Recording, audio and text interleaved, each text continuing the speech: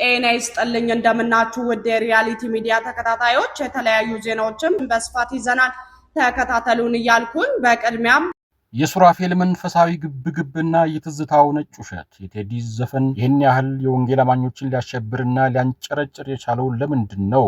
የወንጌል አማኞች በዚህ ልክ ትኩረት ሰጥተው በቴዲ ዘፈን ላይ የመግለጫና የርግማን ጋጋታ ሊያወጡ ይገባል ወይ? ሁላችንም ከምናውቀው ወንጌል የተለየ ለነ ሱራፌል የተገለጠ ሌላ ወንጌል አለ ወይ?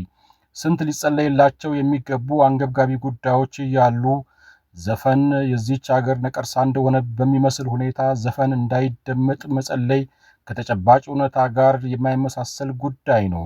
የትኛው ትውልድ ነው በሀገራችን በዘፈን ምክንያት የጠፋው ወይም የተበላሸው? ወይስ በዘፈን ምክንያት የትኛው ትውልድ ነው የመከነው የሚለውን መመርመር ወሳኝ ነው።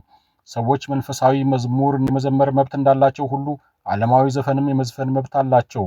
እግዚአብሔርን የማምለክ መብት እንዳላቸው ሁሉ ያለማምለክም መብት አላቸው።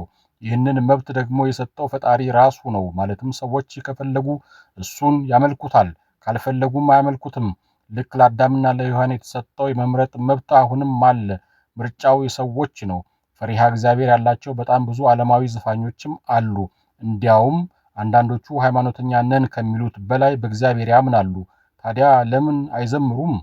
እሱ የእነርሱ ምርጫ ነው። ዘፈን ኃጢአት መሆኑ የወንጌል አማኞች ብቻ ሳይሆን ኦርቶዶክስም ዘፈን ኃጢአት እንደሆነ ጠንቅቃ ታውቃለች። ዘፈን ያጸድቃል ብላም አስተምራ አታውቅም። ነገር ግን አንዳንድ የጴንጤ አጉራ ዘለል ነቢያት ነን ባዮች ኦርቶዶክስ ቤተክርስቲያን ለዘፋኞች እውቅና የሰጠችና የምታበረታታ በማስመሰል ቤተክርስቲያኗን ለመውቀስና ለመክሰስ ሲንቀሳቀሱ በብዙ አስተውለናል። ለአብነትም ትዝታው በዚች ቤተክርስቲያን ላይ በተደጋጋሚ ከሚያቀርበው ክስ በተጨማሪ ቤተክርስቲያኗ የዘፋኞች ጠበቃ እንደሆነች ወቅሷል። ዘፈንን ኃጢአት እንደሆነ መናገርና የእግዚአብሔር መንግስት እንደማያወርስ ማስተማር መጽሐፍ ቅዱሳዊ ቃል ነው። በምድሪቱ ላይ ዘፋኝነት እንዳይስፋፋ መጸለይም ትክክል ነው። ነገር ግን ዘፋኞችን የመዝፈን መብታቸውን በመለኮታዊ ኃይል ለመከልከል መሞከር አሊያም እንደ ሱራፌል ዘፈናቸው አይደመጥ፣ ይጠላ፣ ወዘተ ብሎ መገሰጽ መጽሐፍ ቅዱሳዊ ያልሆነ ጸሎት ሲሆን ምናልባትም ከድግምትና ከክፉ የመናፍስት ዓለም ሆኖ መጽሐፍ ቅዱሳዊ ለማስመሰል የተጸለየ የጸሎት አይነት ነው። በሌላ በኩል ሲታይ ደግሞ እግዚአብሔርን ለራስ ዓላማ ለማስገዛት መፈለግ አይነት ነው የሱራፌል ጸሎት። ይህ ደግሞ እግዚአብሔርን መፈታተን ነው የሚሆነው።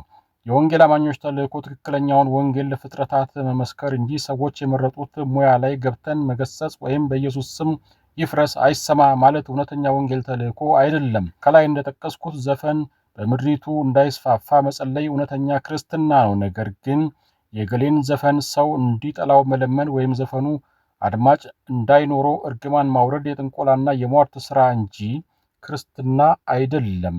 ስለዚህ ሱራፌልም ሆነ ሌሎች ለወንጌል እንቅፋት በሚሆኑበት መልኩ ከቴዲ አፍሮ ጋር መንፈሳዊ ግብግብ መግጠማቸው አግባብ ነው ብዬ አላምንም።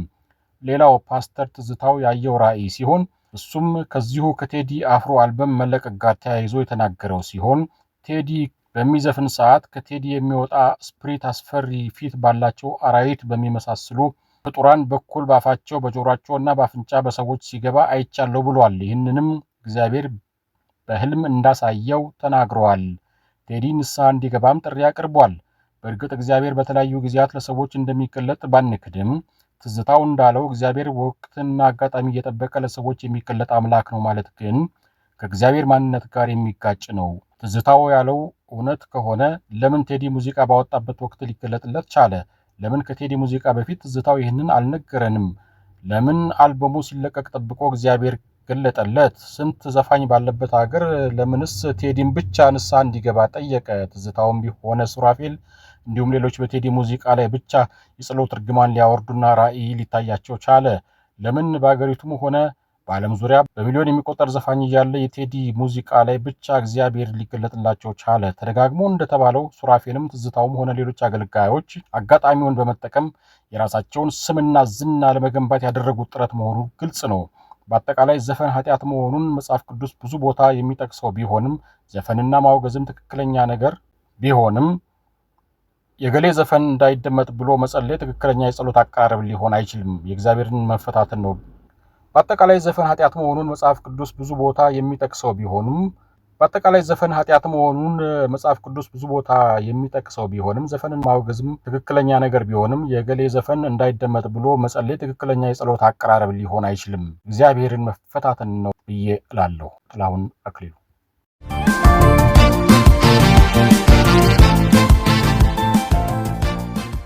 በጌዲዮ ዞን ገደብ ከተማ የአቢሲኒያ ባንክ ሰራተኛ የሆኑት አቶ ተመስገን ዳንኤል ሚያዝያ 14 ቀን 2018 ዓ.ም ከጠዋቱ 2 ሰዓት ገደማ ወደ ስራ በመጓዝ ላይ ሳሉ በአደባባይ በተተኮሰባቸው ጥይትና በደረሰባቸው የስለት ጥቃት ህይወታቸው አልፏል። ግድያውን ፈጽመዋል የተባሉት ተጠርጣሪ ግለሰብ በአሁኑ ሰዓት በፖሊስ ቁጥጥር ስር ውለው ምርመራ እየተካሄደባቸው ይገኛል። የዓይን እማኞችና የሟች የቅርብ ቤተሰቦች እንደገለጹት ጥቃቱ የተሰነዘረው አቶ ተመስገን ከ2 ወራት በፊት ካገቧቸው ከወይዘሮ ምህረት ደስታ ጋር በተያያዘ በደረሰ የቂም በቀል ተነሳሽነት ነው።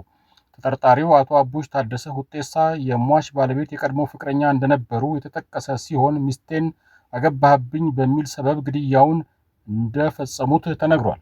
ጥቃቱ በደረሰበት ወቅት አቶ ተመስገን አድኑኝ ሊገድለኝ ነው በማለት የእርዳታ ጥሪ ቢያሰሙም በአካባቢው ከነበሩ ሰዎች ፈጣን ምላሽ ባለማግኘታቸው ተጠርጣሪው በሽጉጥ በመተኮስና በመቀጠልም በስለት መሳሪያ አስከሬኑን በመቆራረጥ አሰቃቂ ጥቃት ሊያደርሱባቸው ችለዋል።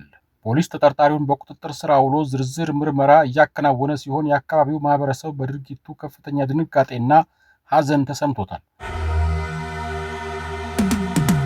የትግራይ ጊዜያዊ አስተዳደር ፕሬዝዳንት ሌተና ጄኔራል ታደሰ ወረደ በአሁኑ ወቅት በህወሓት ውስጥ የሚታየውን የተለየ ሀሳብን የማፈን አካሄድ ክፉኛ ተቹ። ለዛ በተባለ ድረገጽ ጣቢያ ጋር ባደረጉት ቆይታ ድርጅቱ በቀደመ ታሪኩ ብዙሃ ሀሳቦችን ያስተናግድ እንደነበር አስታውሰው አሁን ግን የተለየ ሀሳብ ማቅረብ በስም ማጥፋት የሚያስፈርጅ ድርጊት መሆኑን በምሬት ገልጸዋል።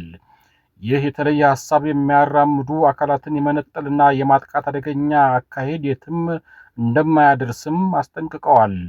ጄኔራሉ አክለውም ትግራይ በአንድ ፓርቲ መነጽር ብቻ ሊተዳደር እንደማይችል አጽንኦት የሰጡ ሲሆን በቡድኑ ውስጥ የሚታየውን ለውጥ ለክልሉ የፖለቲካ ጤናማነት እንቅፋት መሆኑን አመልክተዋል።